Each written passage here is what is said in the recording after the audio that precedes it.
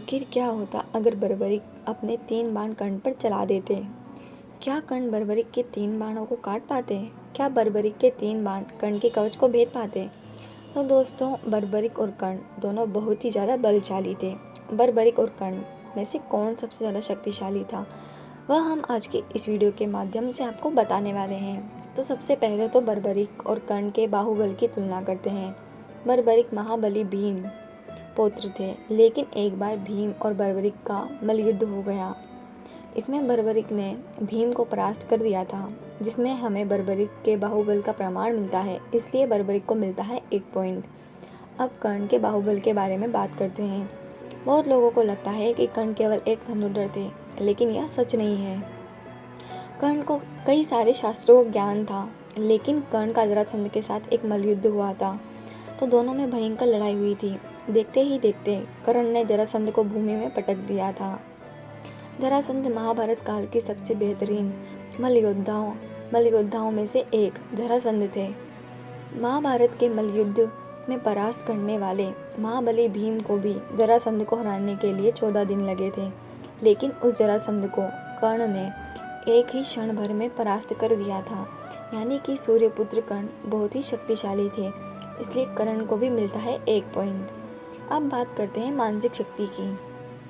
बर्बरिक के मानसिक शक्ति के बारे में हम कुछ सुनने को नहीं मिला है, इसलिए बर्बरिक को मिलता है 0 पॉइंट। और दूसरी ओर कर्ण को अपने जीवन में बहुत मुश्किलों का सामना करना पड़ा।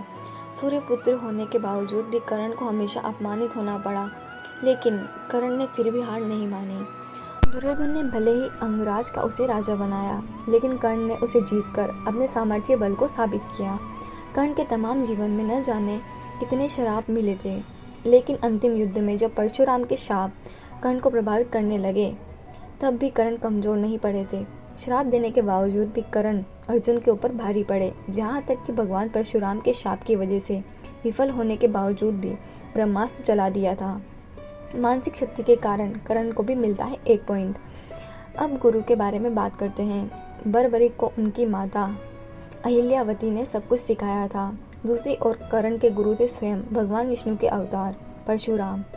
यहाँ पर बर्बरिक को मिलता है 0 पॉइंट और कर्ण को मिलता है 1 पॉइंट। बर्बरिक एक असुर थे, इसलिए उनके पास बहुत सारी असुर शक्तियाँ थी। ये मायावी होने की वजह से गायब भी हो सकते थे और अपना रूप बदल सकते थे। दूसरी ओर कर्ण के पास ऐसी कोई शक्ति नहीं थी, जिससे बर्बरिक को मिलता है 1 पॉइंट और कर्ण को मिलता है 0 पॉइंट। अब बात करते हैं बर्बरिक के उन 3 बाणों के बारे में। बर्बरिक के 3 बाणों से युद्ध को क्षण भर में ख़त्म कर सकते थे, इसलिए बर्बरिक को मिलता है 1 पॉइंट। दूसरी ओर कर्ण के पास दिव्य कवच कुंडल थे, ये किसी भी अस्त्र से भेदा नहीं जा सकता था, इसलिए कर्ण को भी मिलता है 1 पॉइंट। अब कर्ण और बर्बरिक के अस्त्रों की तुलना करते हैं।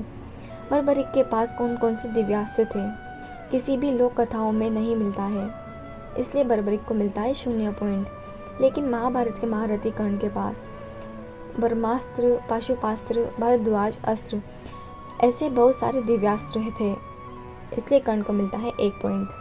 अब दानवीरता के बारे में बात करते हैं। कर्ण और बर्बरिक दोनों ही महान दानवीर थे। बर्बरिक ने भगवान श्री कृष्ण को अपना शीश दान कर दिया था। दूसरी तरफ कर्ण ने अपने जीवन में अनगिनत दान दिया था और उन्होंने देवराज इंद्र को अपना कवच और कुंडल भी दान कर दिए थे, इसलिए बर्बरिक और कर्ण दोनों को मिलता है 1-1 पॉइंट। अंत में बर्बरिक को मिलता है टोटल 4 पॉइंट्स और कर्ण को मिलता है 6 पॉइंट्स। तो दोस्तों, सूर्यपुत्र कर्ण और घटोत्कच पुत्र बर्बरिक में से कौन सबसे ज़्यादा शक्तिशाली था, हमें कमेंट करके ज़रूर बताइएगा। बर्बरिक के 3 बाण सब कुछ नष्ट कर सकते थे और दूसरी तरफ कर्ण के कवच को कोई भी नहीं बेच सकते थे। क्या होता अगर बर्बरिक कर्ण के कवच पर बाण चला देते तो क्या होता? तो दोस्तों, ये सवाल बहुत ही मुश्किल है और इतना मुश्किल है कि इसका जवाब तो मेरे पास भी नहीं है। अगर आपके पास है तो कमेंट करके ज़रूर बताइएगा। और अगर आपको ये वीडियो अच्छी लगी हो तो वीडियो को लाइक करिएगा, और अगर आप मेरे चैनल पर पहली बार आए हैं तो इसे सब्सक्राइब भी अवश्य कर लीजिएगा।